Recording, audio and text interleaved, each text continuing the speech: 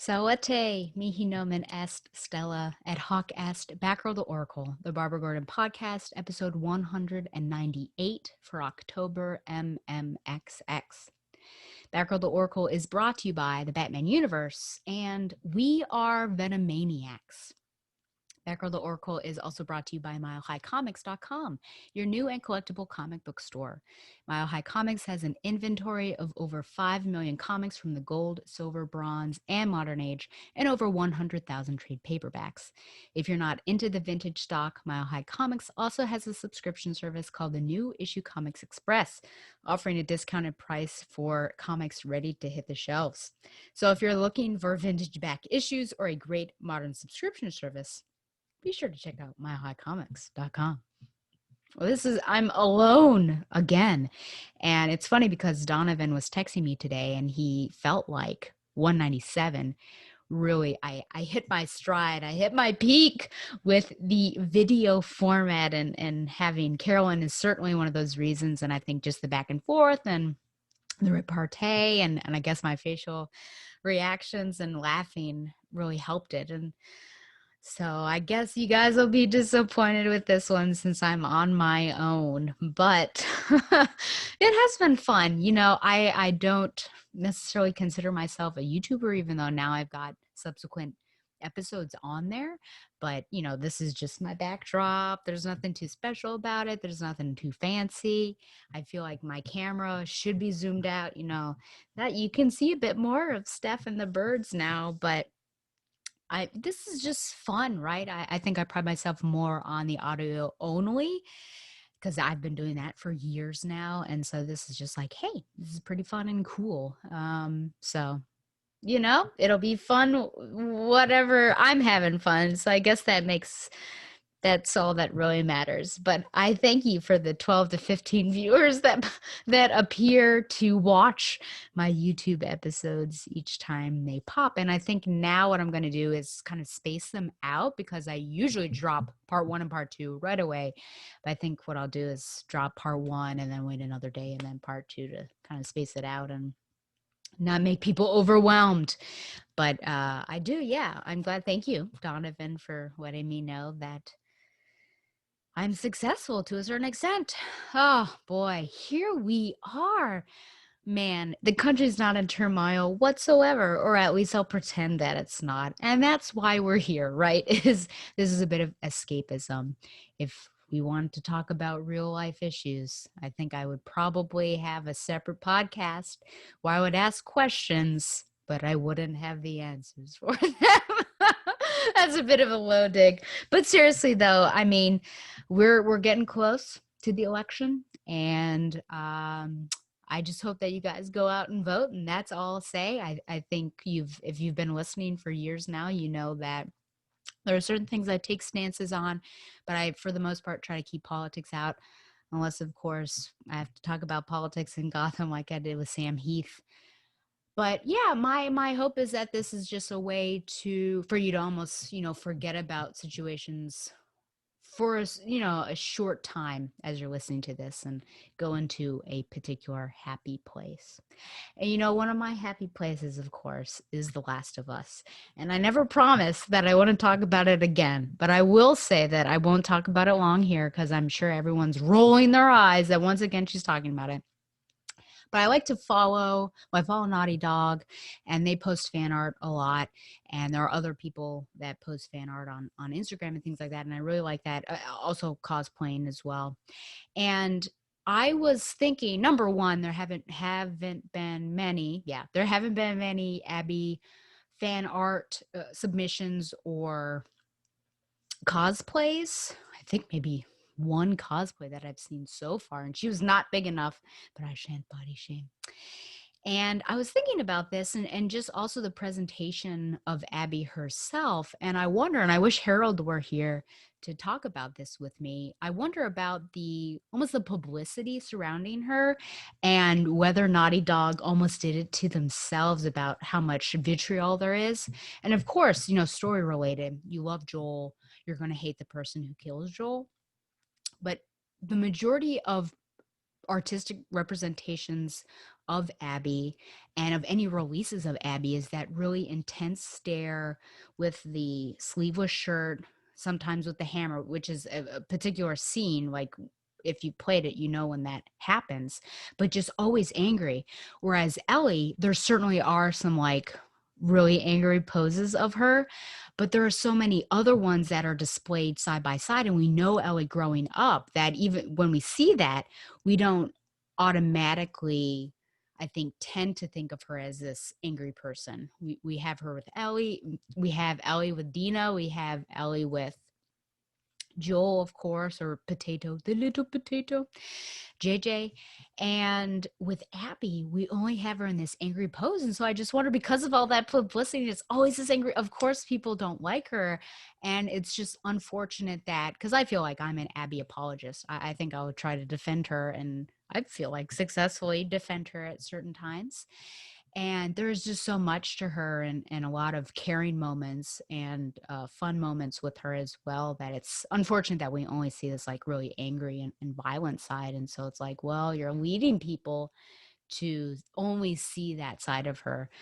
So anyways, that's just what I was considering, just with looking at all of this art and always seeing, if there's if there's a collage of a bunch of stuff, you'll probably have an angry Ellie, but you'll also have a non-angry Ellie in some sort of loving,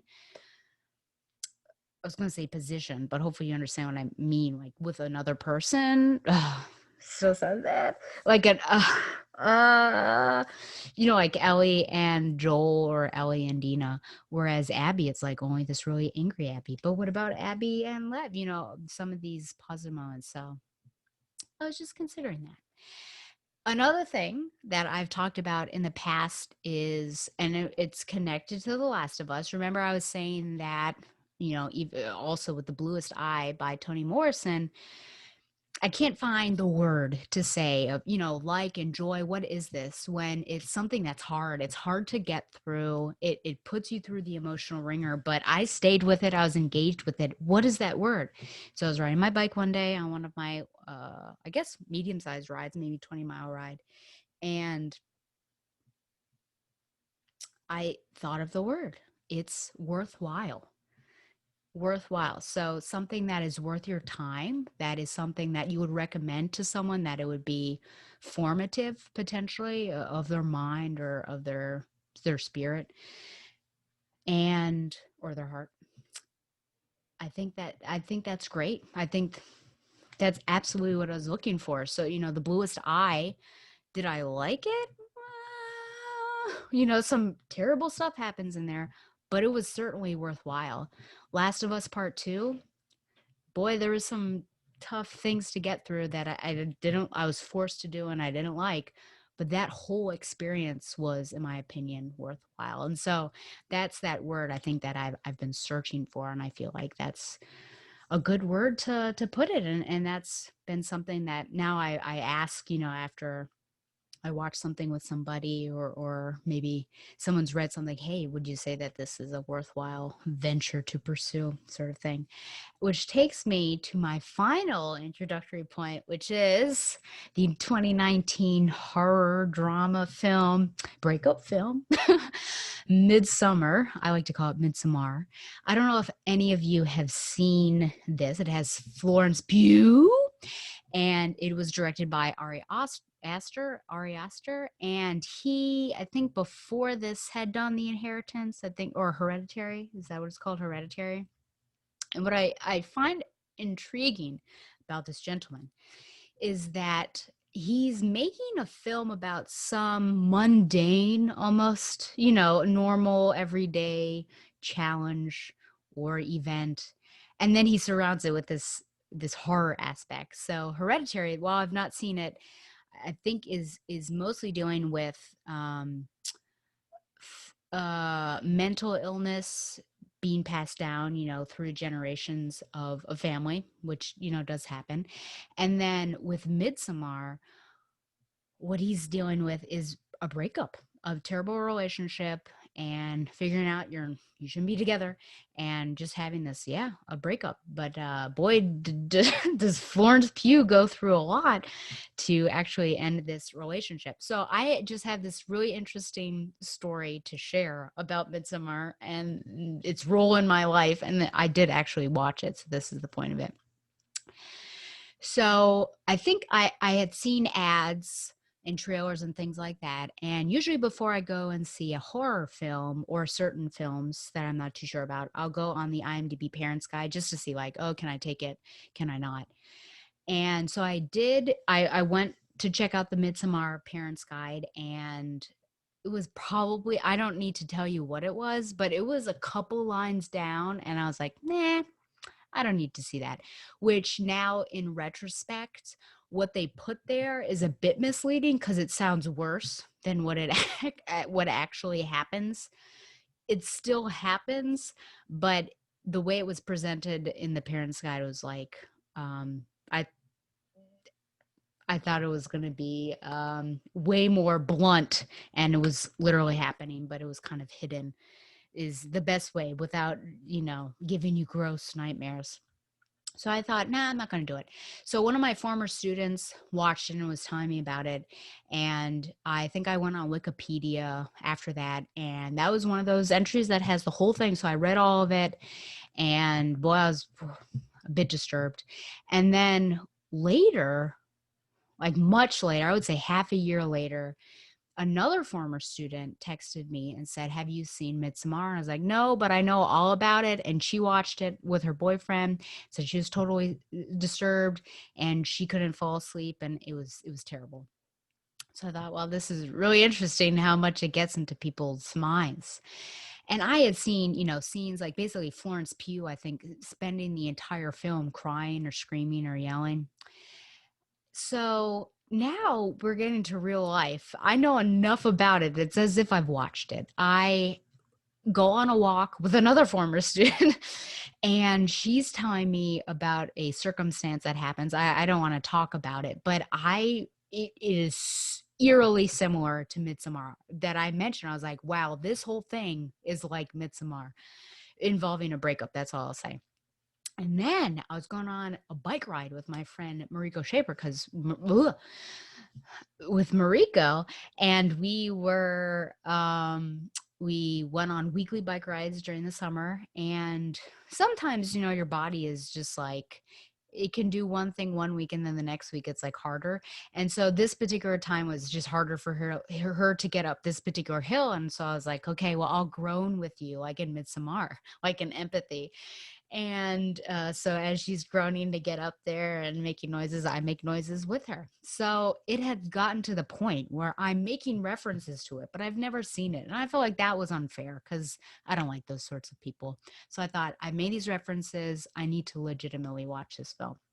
I don't want to watch this film by myself. So I text my mom and I'm like, Mom, will you watch this film with me? We need to do it during the day. So she's all for it. And I knew enough about it that I could protect her and shield her.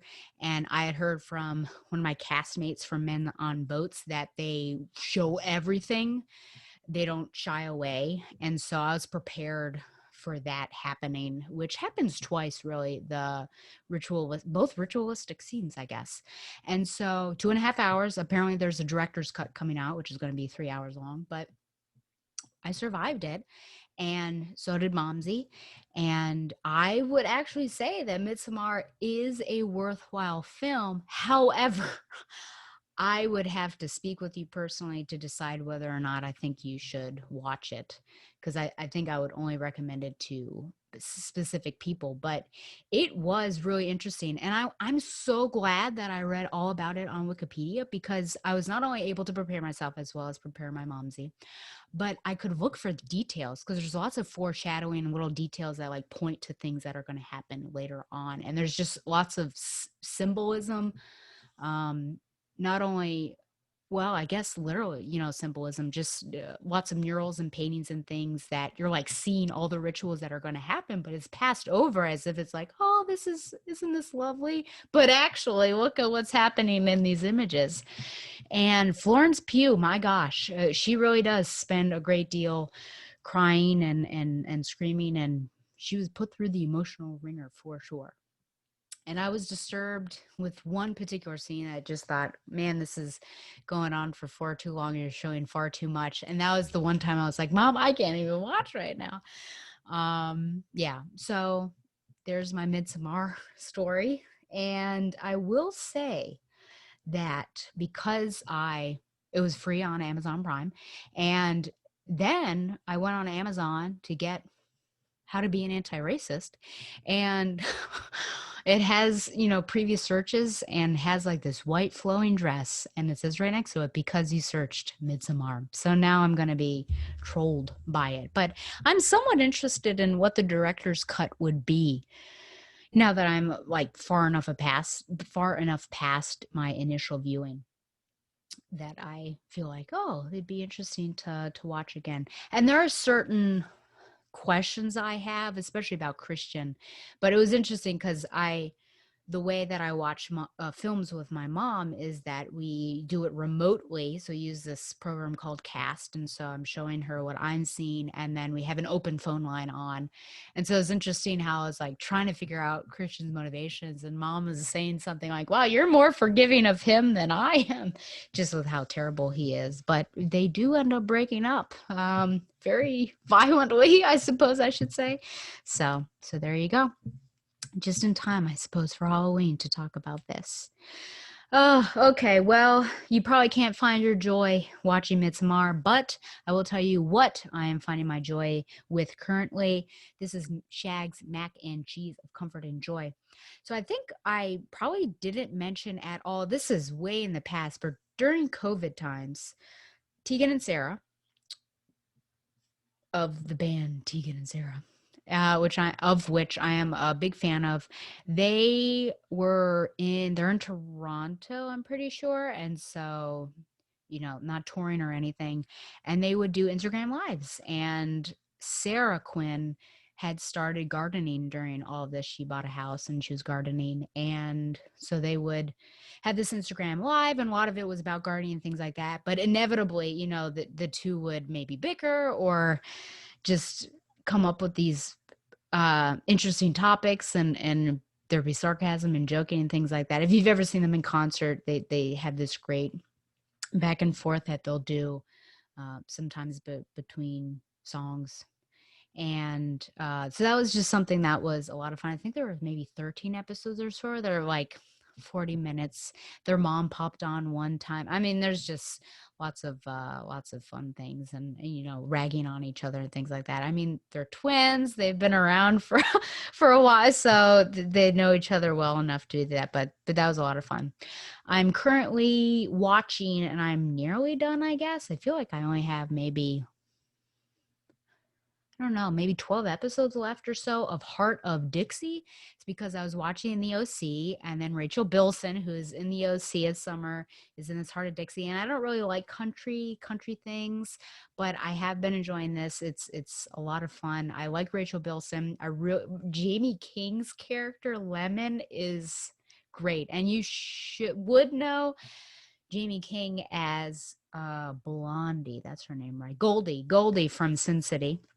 But just her character is insane, but her mannerisms and how I don't know, you'd have to watch a couple episodes to really understand. But I have been enjoying that. It's been a lot of fun. And then finally, and I'm going to give them a shout out, even though they're not sponsoring me, though I would love for them to sponsor me, Gamefly. I have finally decided to subscribe to Gamefly. And it's because there are a lot of games that I want to play, but games that I don't want to own. And my library doesn't carry video games. And so I'm like, you know what? I'm going to do a monthly subscription and rent these games. And then I'm saving some money. So I'm currently on my third game. The first game I played was Jedi Fallen Order, which is okay. I'm actually glad I did not buy that, because boy, was that frustrating the heck out of me. And the second game was Fast and Furious Crossroads, which again, I'm glad I didn't buy, because that was, even though I'm a huge fan of Fast and Furious, it was not very good. And well, it wasn't, yeah, I think what I told people is it wasn't terrible, but it wasn't good. And now, and plus it was only like a 4 to 6 hour game. And now I'm currently playing Control, which I told Harold, hey, I'm playing Control. And he said, what do you think of it? And I said, I'm enjoying it, but I have no idea what's going on. So it's paranormal, it's mysterious, it's noir, but I have no idea what's going on. But honestly, that first month I paid, I think, $10, and I got 2 games that would have cost me $120 or so. So boy, am I saving some major stuff. And I can try out things that, like, hey, if I don't like it, I just send it back and get something else. And their discs, I'm not lying about this, because I'm not being sponsored by them. Their discs are really well taken care of. I was expecting like a scuffed disc, scratches, nothing. Which, knock on wood, that future discs, I don't get that as well. But it's been great to just play some games and know that I don't have to pay a bunch of money. Okay, so that's how I'm finding my joy. I hope you guys are finding some happiness as well, even in these strange times. And of course, be safe, right? And wear a mask and wash your hands. Okay, so now we are going to do what we should have been doing all along. It's, of course, the reviews. I'm going to start with the quickies, and I'm not going to laugh now because I'm the only one doing it. So I am doing 2 months again. No one complained last time. No one said anything, so no news is good news. I'm going to do July and August of 2001. These are, of course, appearances of Barbara Gordon. We've got Batman 591, Shot Through the Heart Part 1, July 2001. Writer Ed Brubaker, penciler Scott McDaniel, inker Carl Story, colorist Roberta Tews, and Wildstorm FX. And as I said in the previous episode, should have done this earlier, I'm just going to give the publisher synopsis and then what Barbara is doing. So these are what the quickies are. One of Batman's deadliest foes, the assassin known as Deadshot, returns with his crosshairs aimed directly at a big shot mafia mouthpiece. So Oracle does some research for Bruce and finds Philo Zeiss, who has had extensive experimental surgery and can store images, similar to Taskmaster potentially, learning Batman's moves. So she's a research assistant there, basically. Then we have Nightwing 57, Yesterday Never Dies, July 2001. Writer Chuck Dixon, penciler Rick Leonardi, inker Jesse Delperdang, and Mark Framer, and colorist Patricia Mulvihill. Captured by the minions of Shrike, Nightwing comes face to face with the one man who has dedicated his life to exterminating the former Robin. Chained in a warehouse surrounded by deadly ninjas and staring into the face of his arch enemy, how in the world is Nightwing going to get out of this one? Okay, well, we've got Barbara giving a love note, basically, to Dick, which is nice. We have Dinah spending the night in the clock tower, so nice little sleepover, and then an alarm goes off. That means someone's running fingerprints on one of the bat guys, and Oracle has a false identity prepared for this and makes Shriek or Shrike wait for it to download, which, of course, anyone who has gone through a Skype update and is about ready to do a podcast know how frustrating that can be. Then Dinah and Oracle take Oracle's tricked out ride to get Nightwing, tracking his last transmission, and Barbara relates how she feels about him is similar to how Dinah felt about Oliver, which is pretty big, I would say. That's the big L word. Nightwing number 90, Shark Bite. 2001 of July, writer Chuck Dixon and Scott Beatty, penciler Pete Woods, inker Andrew Papoy, and colorist Noel Giddings. Robin must infiltrate an enemy stronghold, a very powerful globe-spanning, off-the-rockers enemy stronghold. Meanwhile, the object of Robin's quest, Danny Temple, falls further under the seductive spell of power and evil. So Alfred contacts Oracle because he's reluctant to call Batjerk, and Barbara says, the boys' club's finally letting in more girls, eh?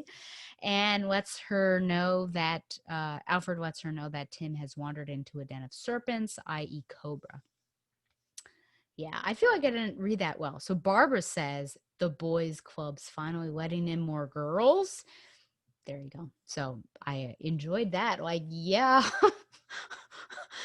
Thank you, Chuck Dixon and Scott Beatty, for pointing that out and using Barbara as the mouthpiece for that.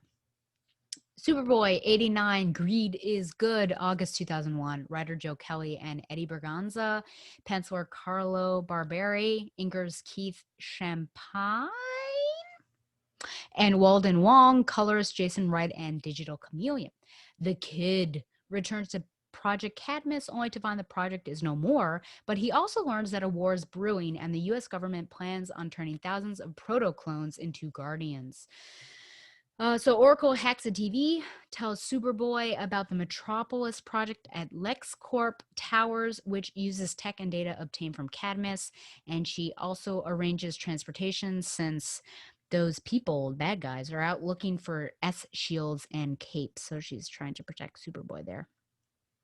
And then final one of our quickies, Nightwing 58, A World of Hate, August 2001. Writer Chuck Dixon, penciler Mike Lilly, inker Jesse Delperdang, and colors Patricia Mulvihill.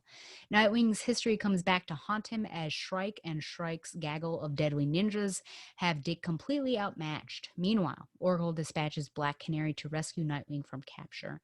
So Canary actually helps Nightwing during the fight with Shriek or Shrike. There's a team up with Dinah. Then Babs goes to investigate the hideout, and she is underestimated by some ninja that come to attack her and call her a mere cripple. She plays damsel in distress, and her wheelchair has missiles. It was one of the best panels ever. And after the short fight, she says, "Cripple my butt." And then, there's a fun little moment where she rolls up on Nightwing and Dinah says, "My boyfriend and my best friend going around behind my back. What I do declare." And of course, there is a shipper moment at the end. So overall, Nightwing is shipperific with the Dick and the Babs, which I like that. Okay, well, those were the quickies. So again, if you think 2 months are too much, but I'm just ticking through and seeing what's worthwhile and what's not, I suppose. Okay, so now here we are with the full reviews. Something I never expected to do, something I scratched my head and said, what's that? It's Ghost / Batgirl, the Resurrection Machine. Now, I will say, viewers, listeners, I offered this to Donovan, and he said, meh. And apparently he didn't read it, and I can't be blamed now if you don't like how I review it because you had the option and you didn't take it. Okay, looks like this is, first of all, June 2001 is the month that it came out. Writer Mike Kennedy, penciler Ryan Benjamin, inkers Ryan Benjamin, Randy Emberlin, Michael Blair, and Howard Shum. Colorist Edgar Delgado, Raul Trevino, and Digital Broom. And this is the Wikipedia synopsis, so thank you, Wikipedia. Under the tutelage of Oracle, Batgirl investigates the bombing of the International Diamond Exchange, which has resulted in severe casualties. Two-Face openly claims responsibility for the disaster, but reports show that nothing is stolen, nor were there any high-profile enemies at the scene that Two-Face would consider targeting.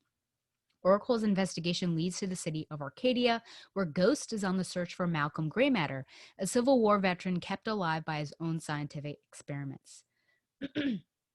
Councilman Fletcher, while at a social event, reveals that his daughter is among 6 persons reported missing after the bombing of the International Diamond Exchange.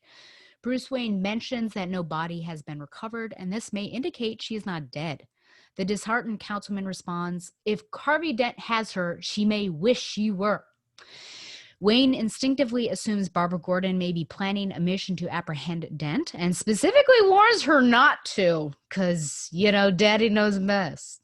He claims that Two-Face is Batman's responsibility and adds that if Batman needs help, he will call.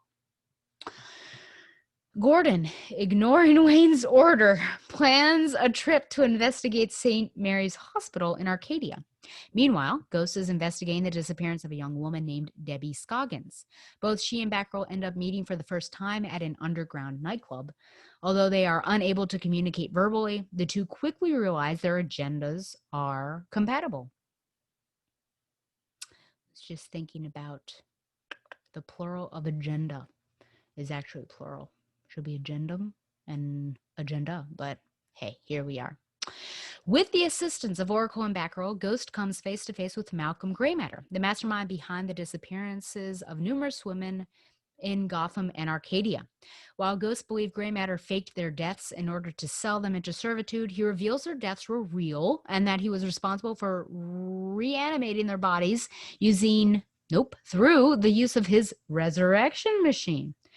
Two-Face seeks revenge on Greymatter for reanimating the corpses of henchmen he has killed himself, claiming them as property. The conflict is cut short as Ghost and Batgirl wreak havoc on Greymatter's heart of operations. Facing defeat, he destroys the base of operations with a bomb, leaving no evidence of the reanimated bodies or the resurrection machine.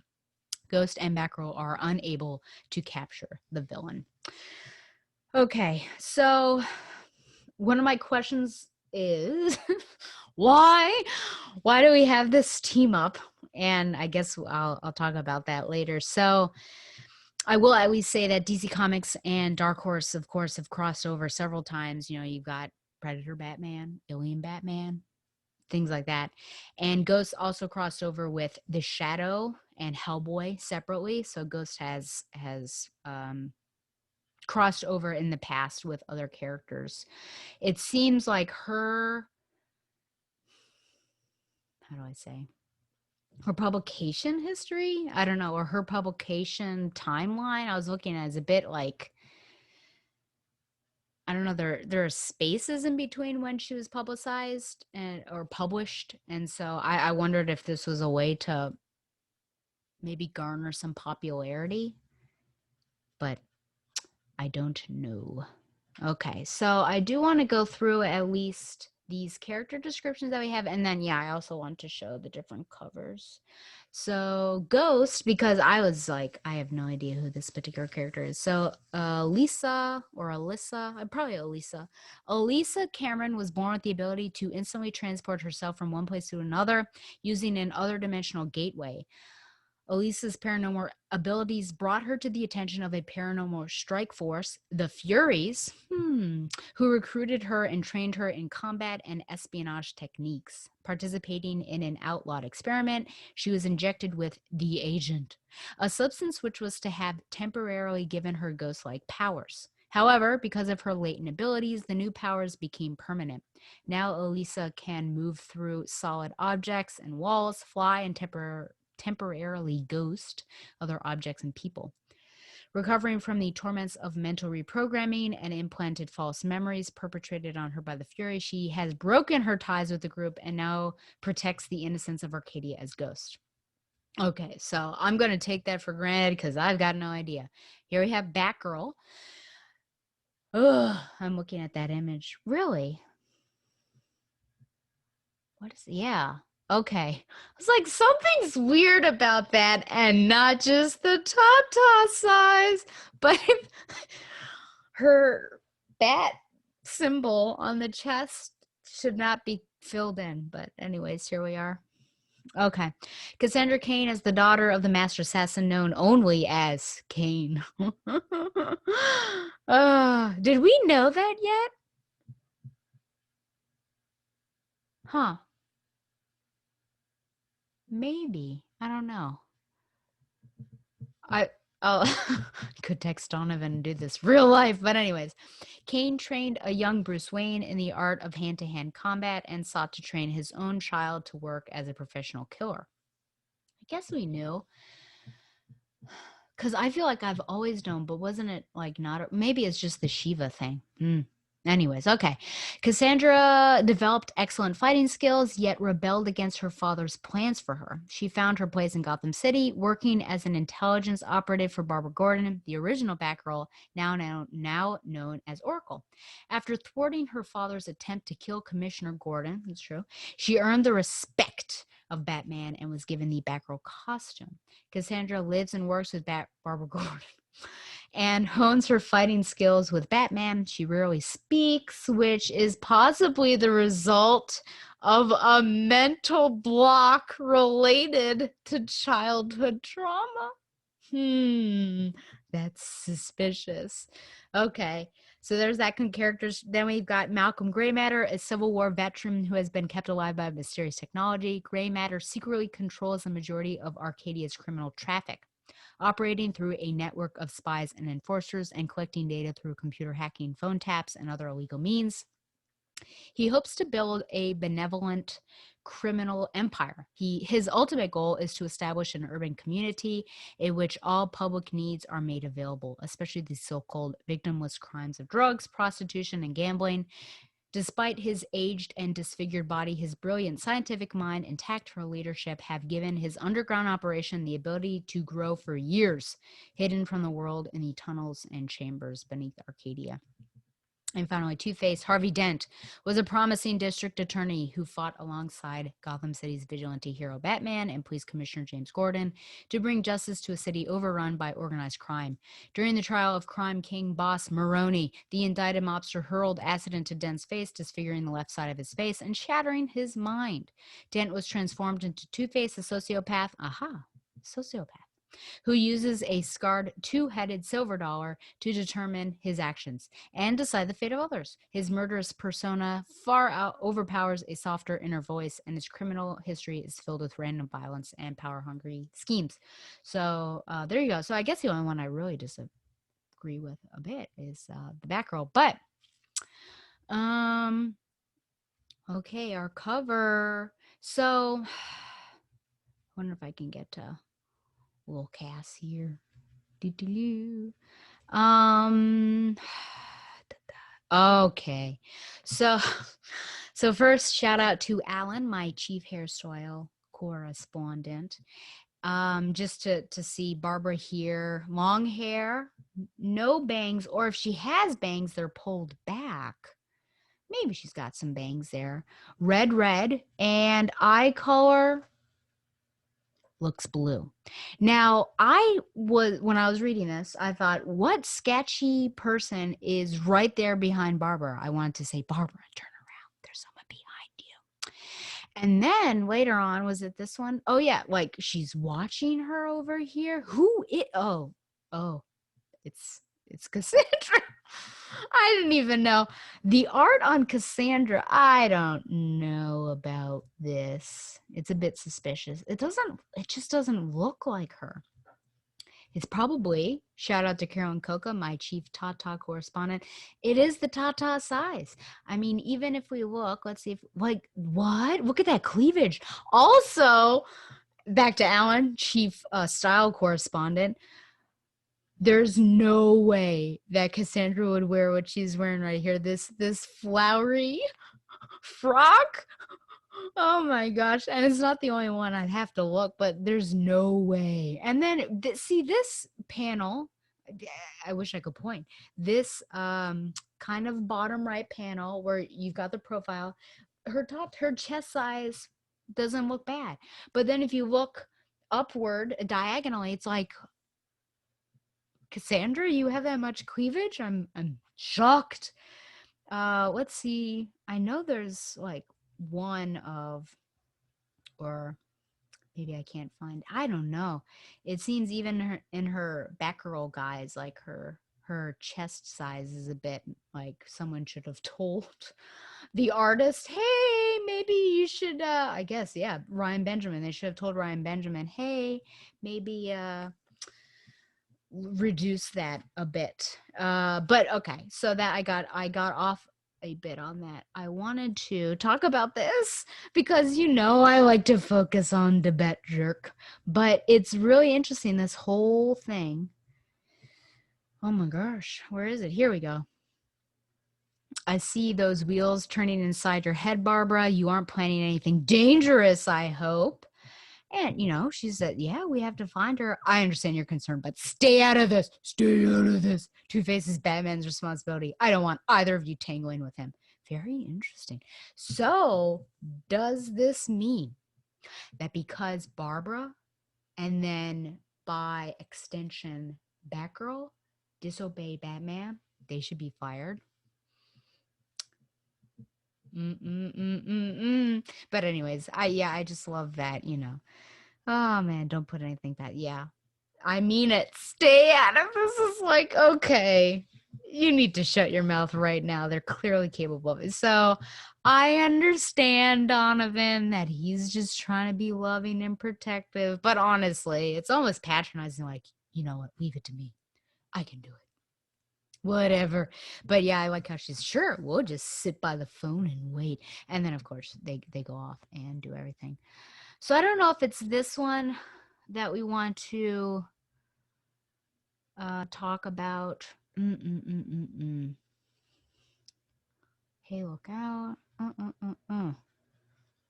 Her voice is young and weak, breaking in half as she screams. That's when she screams. I know maybe she, oh, yeah, see?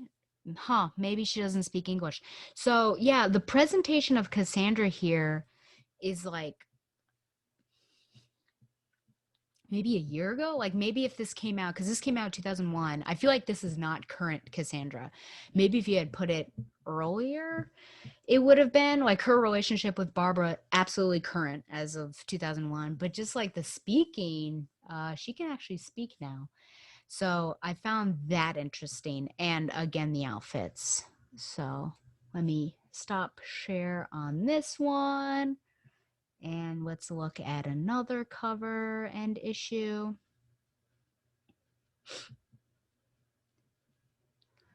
And I will, yeah, I'll, talk about the story, but probably not as much. So here's my, uh-oh. Can we see? I don't know. Oh, there we go. I do like this one. Isn't this nice? So this breaks the Carolyn Coca mold because you see Barbara in her wheelchair, which I very much like. This is, yeah, I like that cover. It's pretty cool. So, yeah, she doesn't talk at all. I mean, she's clearly the intimidator of the partnership, Cassandra. And then there are moments like this bottom right where just the look of her in the shadows has got that kind of shoot, what's his name? Oh, the guy that Dustin doesn't like, the artist. Oh, Red Rain and all of that. Oh man, why can't I remember his name? Shoot. Everyone's screaming at their speakers and their computer of who it is. But anyway, so there we go. And just yeah, I feel like Barbara's presentation. Oh, yeah, look, there's like nothing happening. Cassandra says nothing. Oh, this is the other outfit. Look at what she's wearing. Wait, can you see it here? I don't know, halter top kind of with a weird chain around her. There's absolutely no way. But yeah, she doesn't even speak at all. So it's just an interesting characterization, and art wise of her, I feel like it doesn't mesh well. And yeah, the designer clothes. But Barbara, I feel like, is presented really well. She stands up for herself. She's a good tactical advisor and really fits that Oracle role. And she stands up against Batman. So I feel like that's great.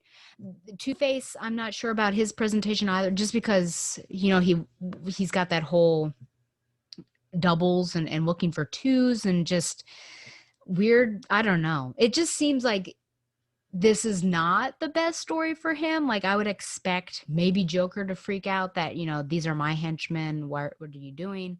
And I can see him, killing some of his henchmen that aren't doing what they should be doing. But it just seems like he's more possessive than I would imagine him being. And just feels like maybe another villain would have fit this particular story better than Two-Face. And yeah, again, the twos and all of that stuff. I don't know why he went after the diamond exchange. Like, seems like there might be a better motive for him to do that with. But yeah, just getting to know, I mean, I only recognize Barbara. Oh, this right here, this was 2001. It was so interesting to read this of, it's a hobby, believe it or not. Oh, she was, oh gosh, on the computer, and Gus is saying, you're pretty good with that thing. And Barbara says, it's a hobby, believe it or not. There are times I don't mind being disabled. And then Gus says, don't you mean differently abled? And I was thinking to myself, oh my gosh, I feel like 2001, nearly 20 years ago, and that was used here is for me super duper interesting, because I feel like I didn't really think about using that term until Carolyn Coca came around and reading her Superwoman book. So that's interesting. I think, was this the one? Yeah, so there is it when this fight breaks out? Because the fight breaks out in one of the hotel rooms, and it's interesting that Ghost and Batgirl are the ones to fight, and Barbara's just like, you don't see Barbara, as if she's an off-panel land. But they should have probably also attacked and targeted Barbara, and Barbara could have held her own. So I do disagree with that part. But I was mostly in it for the Barbara Cassandra, and for the most part, I guess, I'd say Barbara written really well. Cassandra is a bit off the mark slash past Cassandra, and we've developed her a bit more. And then I was just kind of going with it with Ghost and Gray Matter. So yeah, it's interesting because I feel like it's got a bit of a under the surface, almost a discussion of like trafficking, with these particular people, even though they're dead, and it almost has a question of, what rights do you have after you've been killed. But it's an interesting story. I mean, honestly, it's not the most worthwhile of stories for me. Like, would I go out of my way to read this if I weren't doing a podcast right now? I don't think so. Was it a worthwhile crossover to have these two people? I feel like they're rather similar, just that they're going for or trying to help people that might be almost silent masses, or people that others might not care about. I mean, obviously you have that one, whoever he was, like a politician's daughter, that she was absolutely worried about. But you have others that, if they were missing, no one would necessarily care. But Ghost and then Cassandra really cares about all of those people. So you've got that street level, I feel like, that really fits Cassandra, or at least what I imagine. Ghost, I don't really know, but they work well together to a certain extent. But yeah, the Two Faces, I don't really understand. I feel like, I shouldn't say don't understand, but I just feel like he was not the best of the villains that they could have. We have two other issues just to show the covers. Winding down on this, I honestly don't have too much to say about it. I feel like I'm kind of blathering on, which I apologize for. Number 3. Here it is. You got the villain's henchwoman holding both Ghost and Batgirl up. I feel like, was it this one? Oh yeah, see, they all get attacked. So here is Oracle doing her thing, and then kind of having her birds, right? Very similar to that. And then these two burst in, and there's a fight, but you don't see Oracle at all. They don't go for Oracle at all, which would have been interesting to have her in on the fight. I mean, Oracle doesn't even engage in the fight, so I feel like that's a bit strange. And I was just thinking about something. Another thing that was a bit odd is just how quickly Oracle trusts Ghost. And I guess it's because Batgirl trusts her is the reason why, which was that an issue 2, that speechless scene. But even so, I just feel like Oracle would have tried to protect that identity a bit more. So she's just more open, I think, than I would have initially thought she would be. And then the final cover.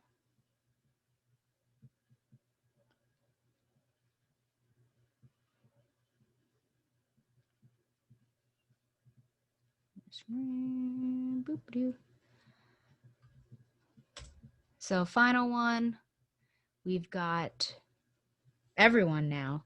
We have Two-Face, we have Gray Matter, and they've switched. So Two-Face is fighting Ghost, or it looks like more Ghost is fighting / going through Two-Face, and then Batgirl is wrapping a rope up around the arm of Gray Matter, so switching off. So I would say out of all of them, that issue 2 is probably my favorite cover, but I might be biased because Barbara is on it as well. So honestly, I just don't have too much to say about that particular story. I don't think it was as worthwhile a crossover. I mean, for crossovers, especially, I mean, gosh, how much were these? I mean, if we're getting into Alan Middleton, Professor Allen, $2.99 for 4 issue. Well, for each issue, which at 2001 was a bit heavier, wasn't it? I feel like that, yeah, because everything's $2.99 now, kind of. So yeah, a bit of a. Is it still recording? Oh gosh, it dropped out. Mm-mm-mm-mm-mm. You know, you get all excited and then something pops out and then you're left. I have no idea what's happening. So, anyways, where was I? I got caught off. Oh, worthwhile. Professor Allen, aka Professor Cheapskate. The fact that you would pay $2.99 for 4 issues, or each issue you would pay $2.99. I mean, oh my gosh, I don't even know how to merge these things. Okay, one last time. Getting to Professor Allen, aka Professor Cheapskate, and Skate, and paying $2.99 per issue for this crossover. That, depending if you're coming from DC or Dark Horse, you only know half of the characters, and then this story, it's not it's not super duper exciting. I wouldn't say it's bad, and I sure did read it, but for me, the best part was probably Barbara. I feel like is the most like spot on of the characters there, and but Cassandra's like taking a step backwards, and then I just have no idea who this ghost person is, so I was just rolling with it. So I think out of 10 undead cronies, I'm going to give this a 6 out of 10 undead cronies. Okay, so now and finally, I have some listener emails, and I have two of them. One of them is from my dearly beloved Donovan Morgan Grant. So I just have to pull both of these up.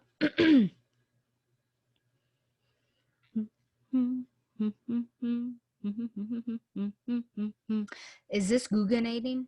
That's what Sam Heath would have said, which is the bummer about not having a co-host, right? Because they can kind of fill the air. Also, when I forget to say something, they bring me back to it, which is always much appreciated. Just waiting, waiting. Okay. Still, here we go. Okay. Should we go with Donovan first or second? I will go with I'll go with the comment made on episode 196, Politics in Gotham, the Batman Universe and Political Thought Discussion Special. This is from Michael Ridge. He says, Salve, Stella. This discussion of the politics of Gotham and its relation to real-world politics and political thought emphasizes why we don't need a gritty, realistic Batman. Quis custodiet ipsos custodies is an issue in today's news. If we can't call the police to account, how much less control would society have over masked vigilantes? Batman can't be tolerated in the real world. We have a real world equivalent of Oracle. I don't know if it is Facebook or Amazon that mines our personal data so that we all have detailed reports on our habits, spending, travel, associates, etc. that seem to be available to anyone who wants them. Most people seem to think that this information gathering violates their privacy. Congress is still looking at legal controls. The art can be realistic, the emotions can be realistic, personal relationships can be realistic. The premise of superhero comics is not and cannot be realistic, or the whole construct comes apart. These essays seem to lead to insight into politics, and that is a good thing. Max Heath seems like he is an interesting teacher. I can see why students would want to be in his class. I will say his name was Sam Heath, but that cracked me up with the Max. I probably confused you, honestly, because I called him Nemesis. I called him Heath Bar. Maybe I slipped and called him Max. I don't know. But yeah, I mean, good point for sure. And thank you for using the quote from Juvenal, Quis custodiet ipsos custodies, which is, of course, who watches the watchman. This idea that, and I think in terms of the satire that he was talking about, it's like this, it's about this wanton woman who sleeps with all these different men, but she's married. And so you have a guard posted to prevent her from having these affairs. But the issue is who watches the Watchmen. So if there's someone there, how do we know that he's not going in there? So that's that context, which is interesting that not many people know about that, but it is true. So good points for sure. I actually sent that to Sam, and Sam's response to it was,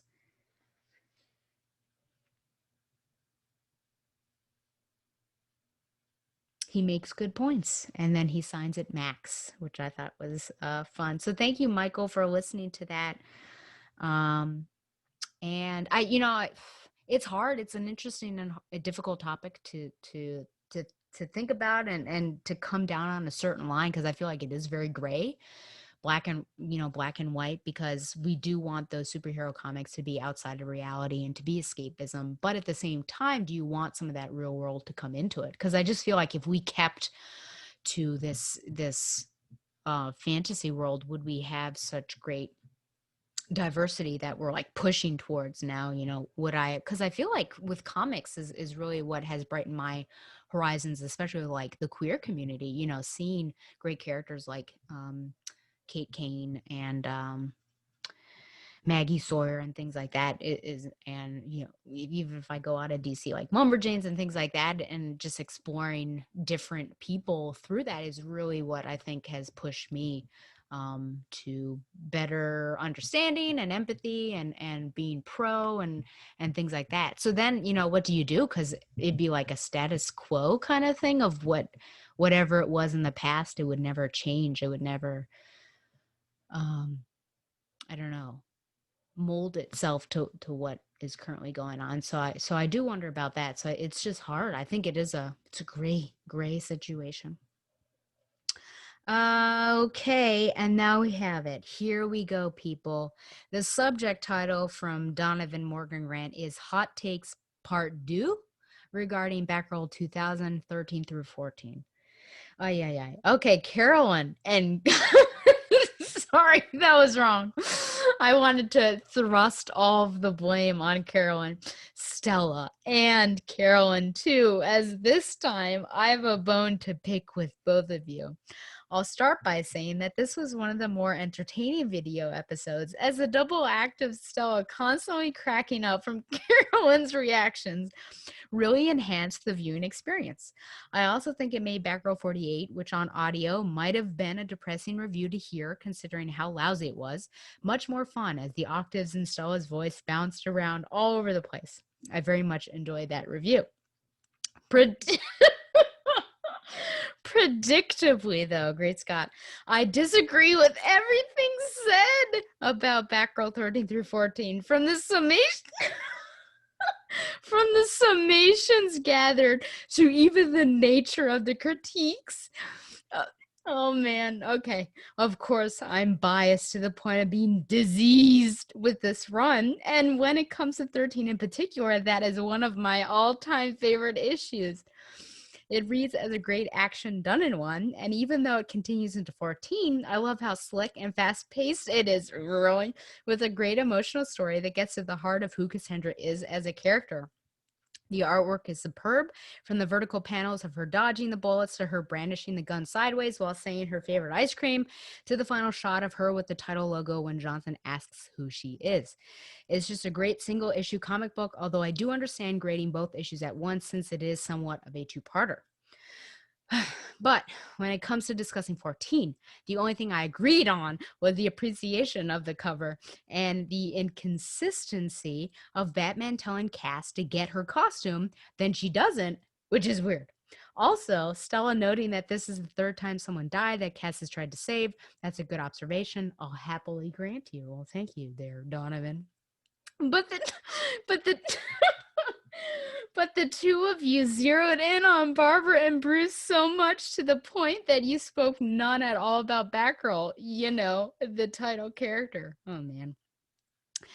The scene between Babs and Cass in the clock tower is great because, in my opinion, we've not had a member of the Bat family intentionally disregard the civilian identity.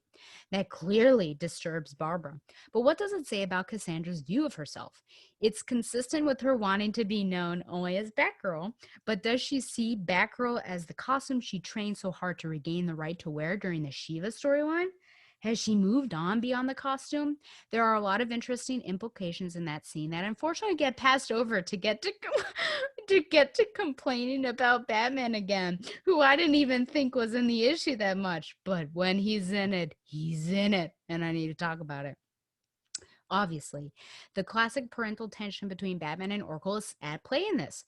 Babs is concerned that Cass ruined her chance at a normal life, while Batman appreciates Batgirl's thinking of disregarding any potential weakness as a crime fighter.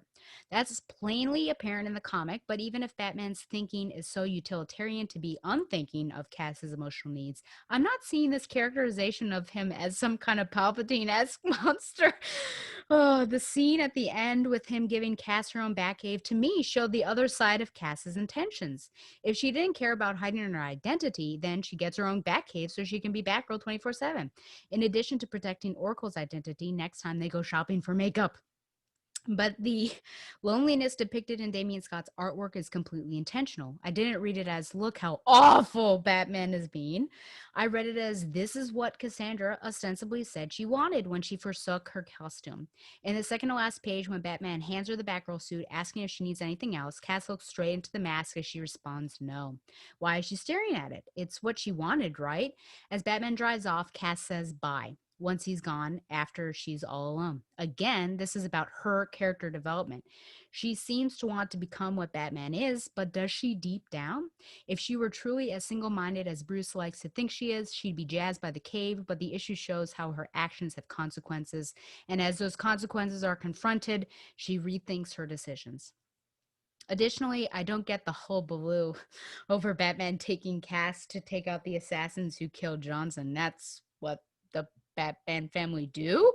I don't know. Maybe the artwork was a bit over the top, but Cassandra wasn't torturing anybody or anything. He also tells her he's sorry on the drive home, and at no point did he ever blame her for Johnson's death.